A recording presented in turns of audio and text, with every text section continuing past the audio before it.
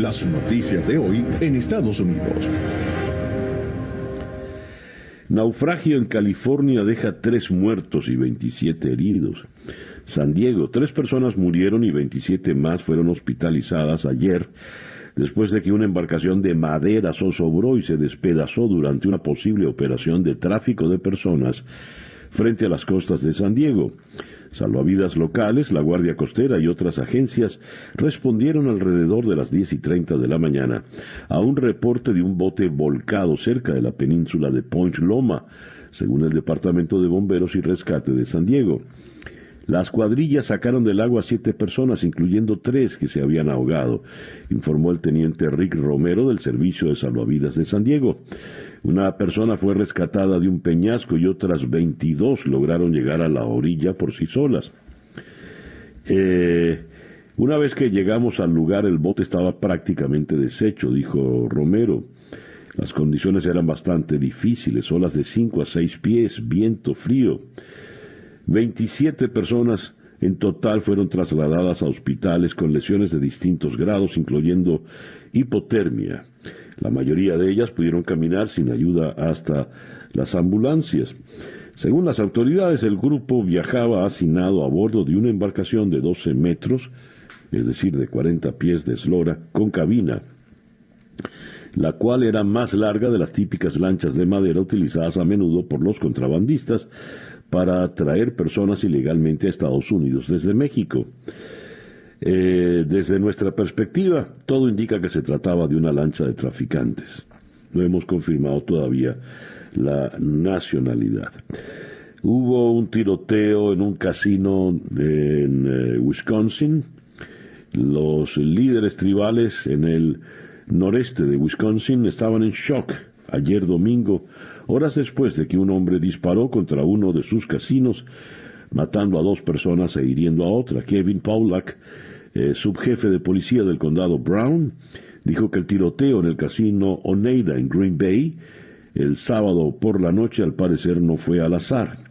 El atacante estaba apuntando hacia una víctima específica que no estaba allí, pero al parecer decidió disparar contra algunos de los amigos o compañeros de trabajo de la víctima, dijo el policía en conferencia de prensa en el día de ayer. En estos casinos de tribus indígenas no se permiten armas, pero, en fin, ahora todo el mundo anda armado, comenta el testigo. Tenemos acá 3 informaciones que tienen que ver con las relaciones internacionales. El asesor de Seguridad Nacional de Estados Unidos, Jake Sullivan, ha asegurado que las políticas de la administración del presidente Joe Biden para la península de Corea buscan reducir la tensión en la zona y evitar las hostilidades con la vista puesta en la desnuclearización. Nuestra política hacia Corea del Norte no tiene como objetivo la hostilidad, sino las soluciones. Con ella buscamos la completa desnuclearización de la península de Corea, dijo Sullivan en el día de ayer.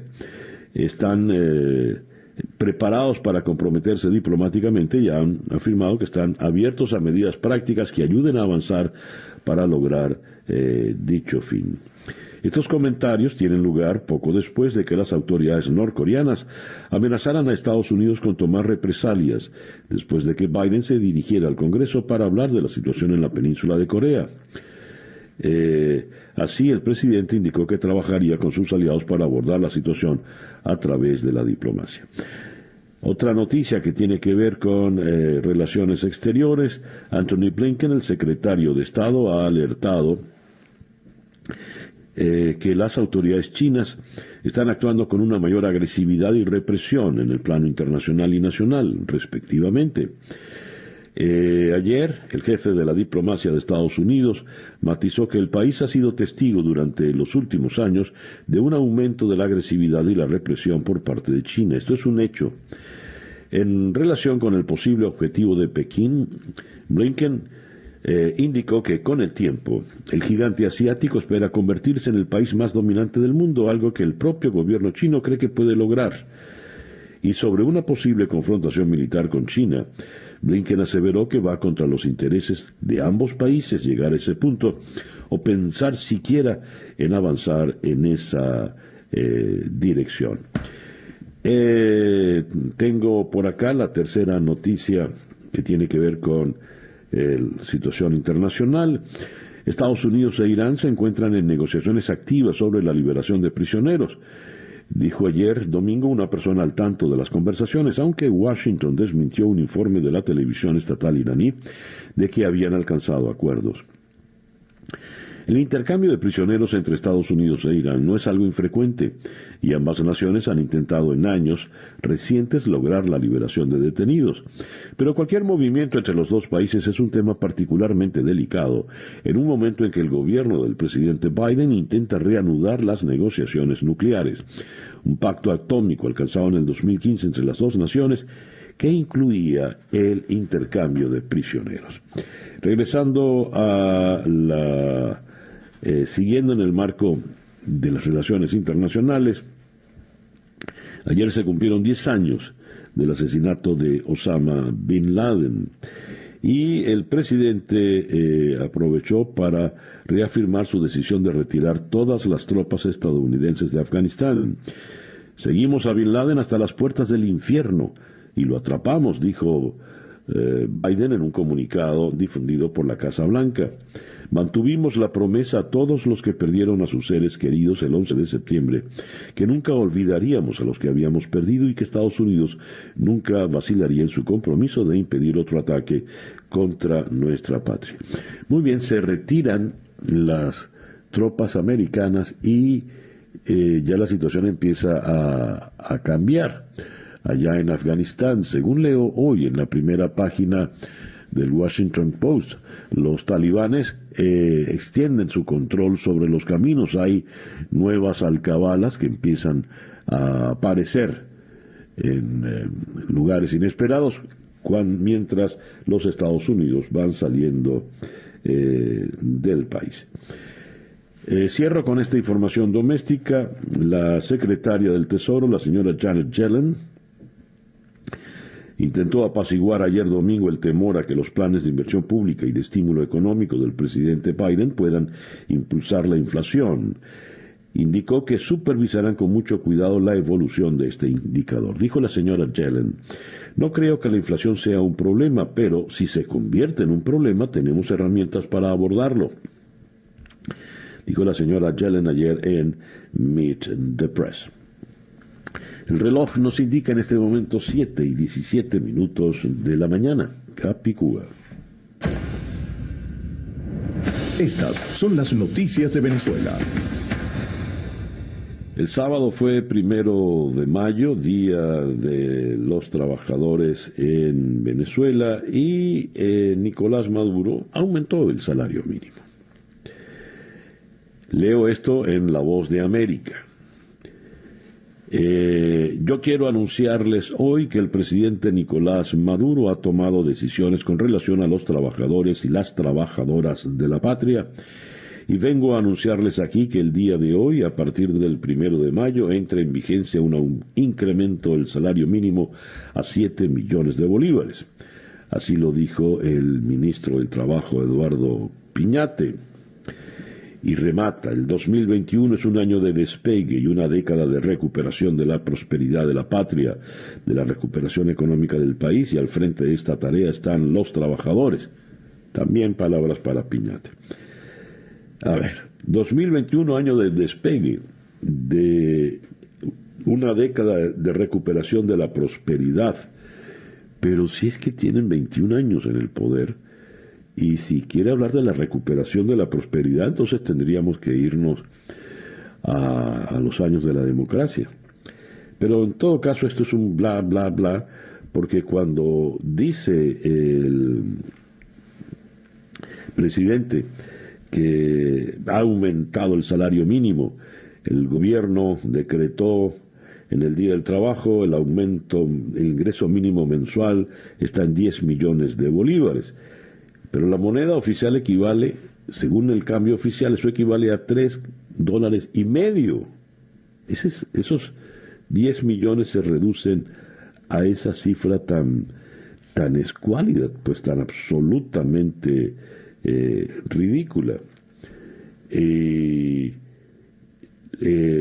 con esto, pues, recuerdo haber leído un tuit de Guillermo Carrasco, el cantante, buen amigo. Decía: ¿quién aguanta ahora a esos trabajadores venezolanos derrochando y viajando por el mundo? Está barato, dame dos. En fin.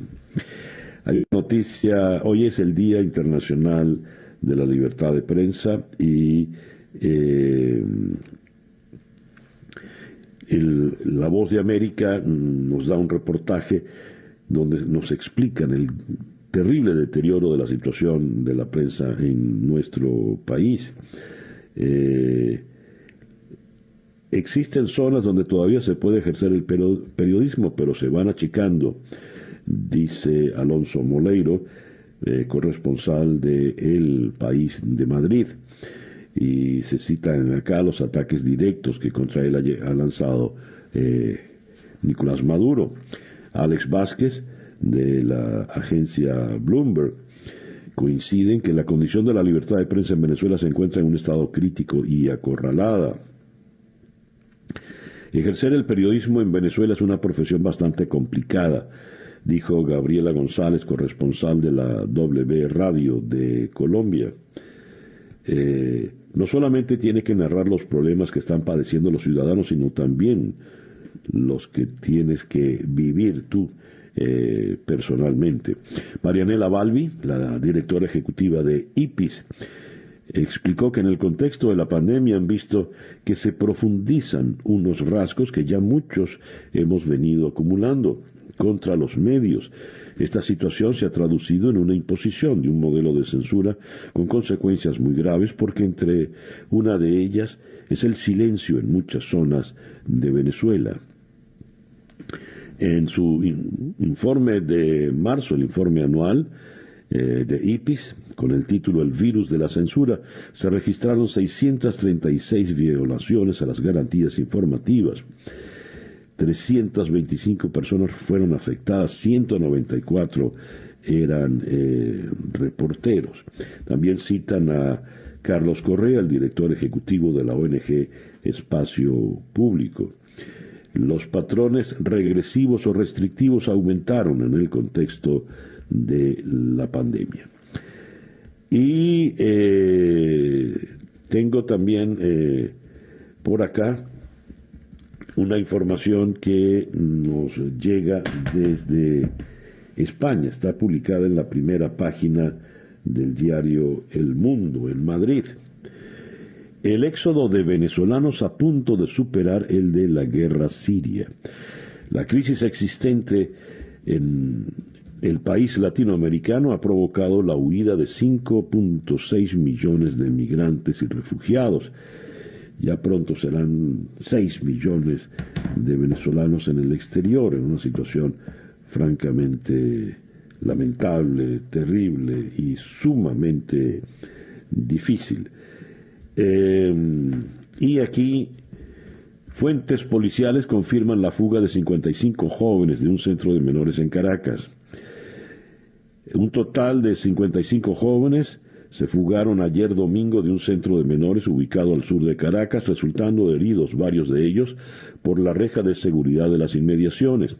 Así lo confirmó la ONG Una Ventana a la Libertad, que en un comunicado informó que pasadas las 5 de la tarde se notificó una fuga masiva en el centro de menores en conflicto con la ley, el Centro de Menores Ciudad Caracas.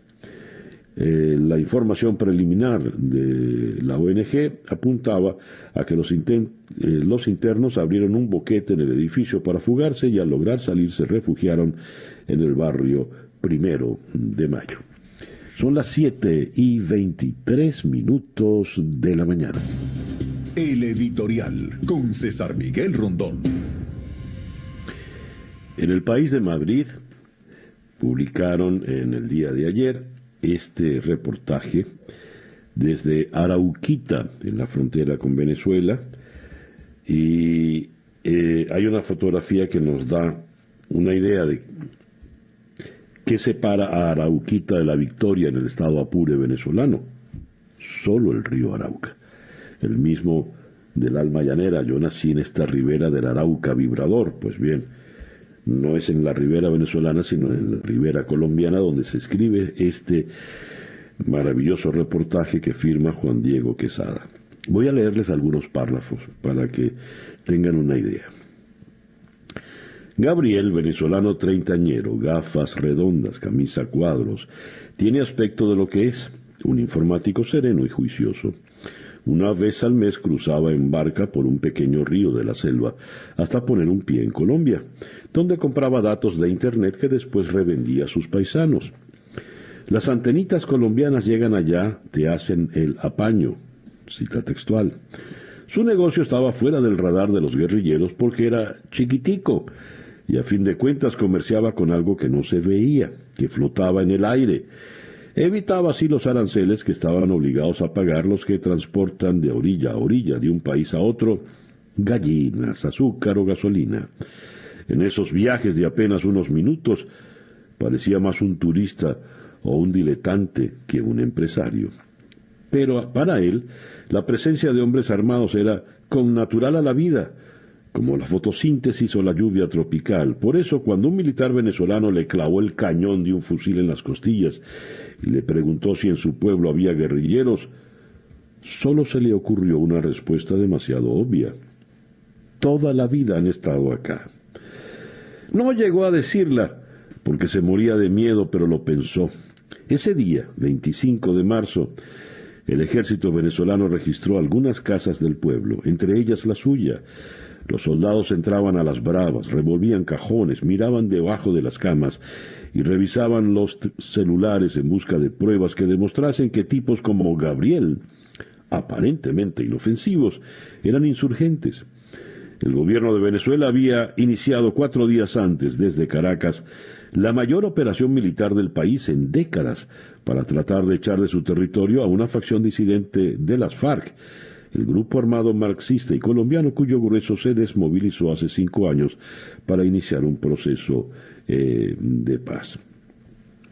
Entra entonces el periodista a contar cuáles son estos grupos, qué es lo que está en juego en esto, el tráfico de drogas, los caminos para traficarla y cómo los cruentos combates militares en el lado venezolano, en La Victoria, han hecho que ya haya más de 6.000 desplazados en Arauquita.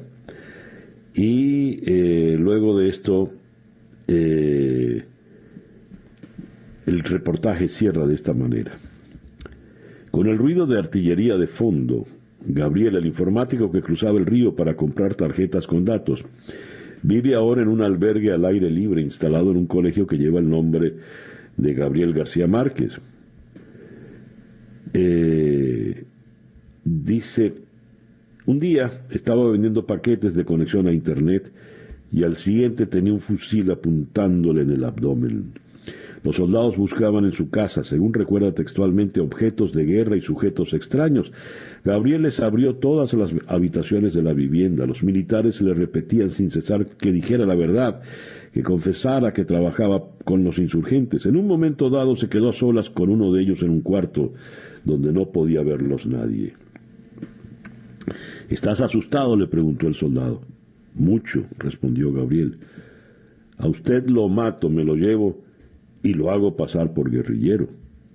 Gabriel pensó que era su hora. De repente irrumpió en la habitación otro militar y apuró al soldado para que se marcharan. Se salvó por poco. El informático supo entonces que debía empacar sus cosas, su vida y cruzar a la otra orilla. Dramático relato, pero es lo que está ocurriendo en la frontera. Y desde Venezuela solo se dicen mentiras. El general en jefe Vladimir Padrino solo abre la boca para mentir, igual que las otras autoridades del régimen.